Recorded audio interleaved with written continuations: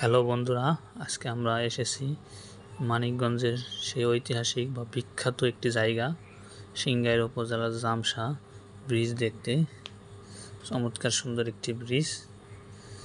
এর আশেপাশেই এখন দর্শনার্থীদের অনেক ঢল দেখা যায় বিকালবেলা। আমরা আজকে আশেপাশের জায়গাগুলো ঘুরে দেখব। সম্প্রতি এই কালীগঙ্গা নদীর পাশ দিয়ে নতুন বেড়িবাঁধ করা হয়েছে, যেখানে বিকালবেলা দূর দূরান্ত থেকে অনেক লোকজন এখানে ঘুরতে আসে। আমরা সেই জামসা ব্রিজটি এখন ঘুরে দেখছি, কিছুক্ষণ পর সেখানে আপনাদের নিয়ে যাব। চমৎকার সুন্দর একটি ব্রিজ আপনারা দেখতে পাচ্ছেন।